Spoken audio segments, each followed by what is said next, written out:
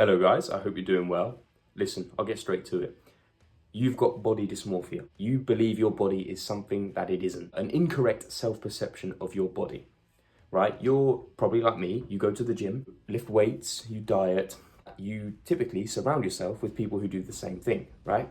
You surround yourself with other people at the gym, you watch on TikTok other gym goers, and people who lead a similar lifestyle to you. And what it does is it leads to the false belief that the world is like that, when in reality it's not. That is not an accurate representation of the general population around you, okay? Now, in this video, I'm going to try and do two things. I'm going to try and cure your body dysmorphia and make you see yourself for how you actually are. And secondly, I'm going to give you some reasonable points of comparison that you can look at and set more appropriate goals. Stop comparing yourself to people who are 10 years older than you or more, who are on steroids. Steroids rearrange the fabric of your body, okay? They change the way your muscle works. They give you extra strength. They change the way what your blood is composed of, giving you more red blood cells, hormones, right? They make you less tired. They make you quicker recovery. They allow you to train with lighter weights, okay? When you're on steroids, you're playing on easy mode. Okay, when it comes to the gym and when it comes to building muscle. It's just true. And I'm not putting hate on steroid users, but steroids fucking work. Now, if you're a natural lifter, which is what you should be, because steroids are for stupid people. If you're a natural lifter, you cannot compare yourself to steroid users. It's just not a fair comparison, and it's not going to do you it's not useful to you in any way. Okay, compare yourself to natural lifters that you actually want to look like. Okay.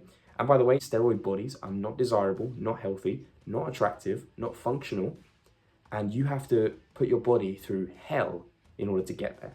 It's not worth it. What I'm about to show you here, okay, I'm going to show you the average physique in the US, okay? But before I do so, I want you to think in your head of what you think the average person, average male in the USA looks like today, okay? Maybe you can think of like a celebrity, or, you know, a certain type of body in your head. You comment below what you think it is. This is the average male physique in the USA as of the last couple of years. It's computer generated, scientific, so all the measurements are accurate and to scale. And this shows the average male physique in the USA. So clearly, I imagine most of you are quite shocked by this. You're doing fine, okay? Instead of comparing yourself to steroid heaven bodybuilders, this is the average person, okay? The average person doesn't even go to the gym. The average person has never picked up a dumbbell in their life, okay? You're doing fine. Now, I don't think you should compare yourself to the average, by the way, and this is not a good average. This is not what human beings are supposed to look like. But I just want to give you some perspective as to what normal people look like today.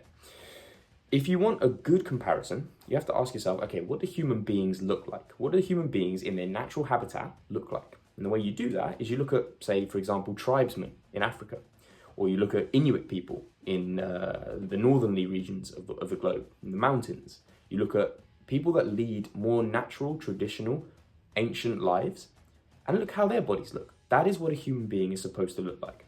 So I'm going to show you some images so you can get an idea. As you can see, they've got muscle, high percentage of muscle, because muscle is useful. They've got some fat, but not a lot. And they're not ridiculously lean to the point where, you know, you can see veins on their back, okay? Because that's just ridiculous, okay? They have a healthy fat percentage. They look like human beings. They have quite a lot of muscle, but not too much.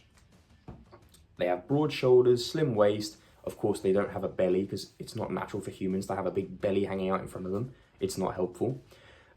If I was to say anything, they kind of resemble calisthenics athletes, or even MMA fighters. It's kind of a similar sort of functional build. This is a perfectly reasonable body to aim for. Now, a lot of you might say, well, it might be natural, but it's not the most aesthetic. It's not the most optimal for what I want to go for. Perfectly fine. I'm going to give you some more options, okay? If we look at pre-steroid era bodybuilders, okay? Now, these guys, their main aim was to be healthy, fit, functional. The way their bodies looked was actually a byproduct of this. These are some good people that you can compare yourselves to. Now, of course, these are very advanced, and I wouldn't expect anyone to actually get there. But these are good people that you can aim for. And you're not going to be comparing apples to oranges. These guys were not on steroids. These guys lived healthy lifestyles.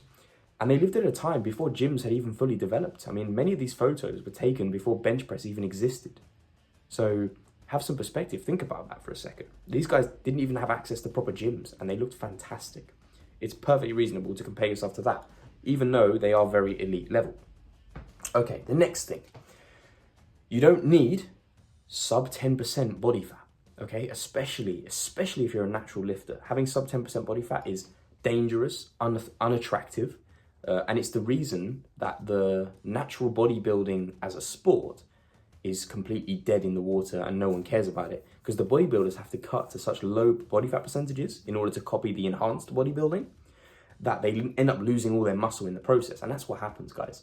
When you try and cut down as a natural lifter to these, 8, 7, 6% body fats, not only are you putting your health at risk, you're putting your muscle at risk, because muscle needs fuel, muscle needs calories, muscle needs nutrients, and the muscle's not getting it.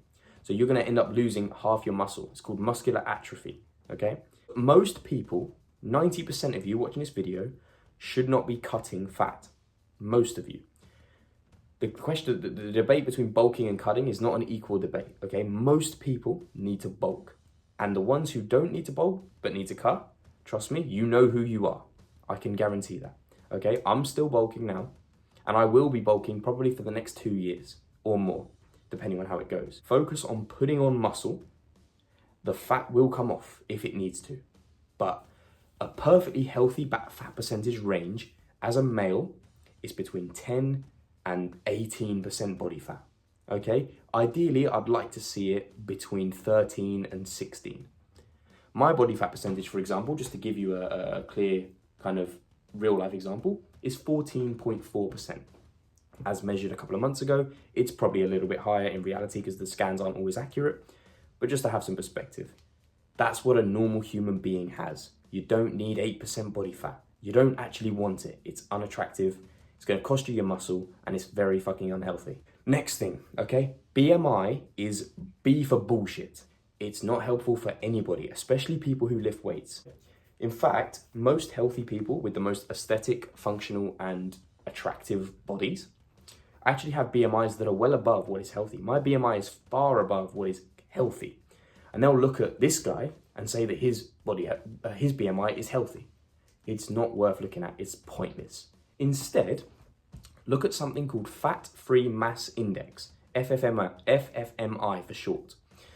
What this does is it takes into account much more relevant factors, okay? You search online FFMI calculator and it will take you to a page that does it all for you. You can do it from the comfort of your own home. This is essentially a scale of how buff you are.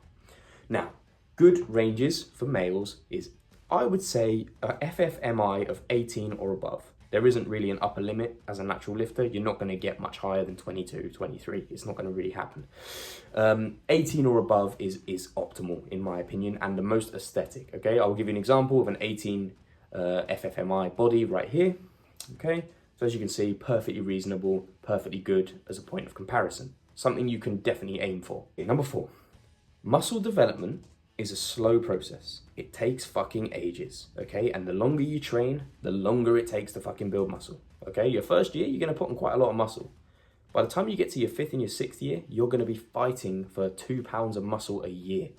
That's how slow the process is, okay? Building muscle is not easy, it's complicated. It takes time, it takes work. That's why it's desirable, guys. Putting on muscle, especially good, dense, quality muscle as a natural, takes fucking ages, and you're gonna have to get used to that, okay? Just like making money takes ages, okay? Not everyone wins the lottery. Just like building a house takes ages. Anything worth having takes time. A lot of the people you see posting their transformations online, it's all lies. It's all camera angles, it's all lighting. They manipulate you by measuring their height, by measuring their weights at different times of day, right? So they'll if they're bulking and they're trying to show off how much muscle they've put on, they'll measure themselves before in the morning. A couple of months later, they'll measure themselves at the end of the day, their weight, and it will be a lot more because they've eaten, they've drank. So of course it's going to be more.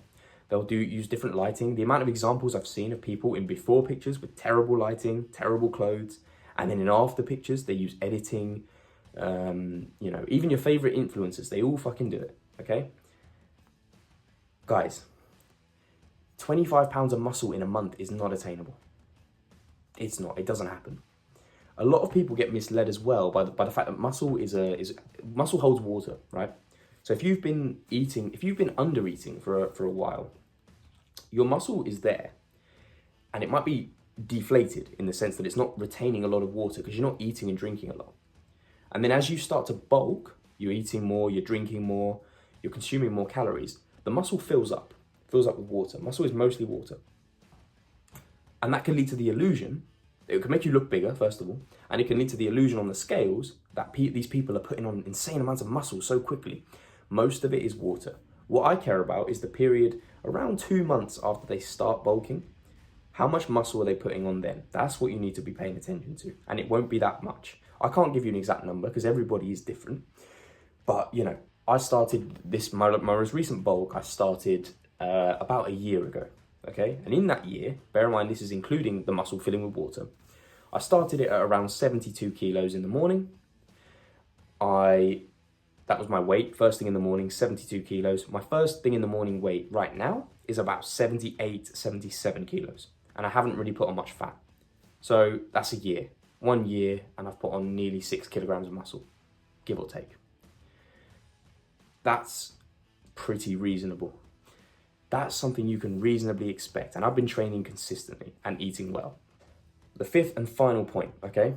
Not everyone can bench 225 pounds, okay? People aren't as strong as you fucking think, okay? You watch them on TikTok, you see these guys that don't even look that big, that are going and repping 315, you know, 3 plates, 140 kilos. Guys, normal people can't do that.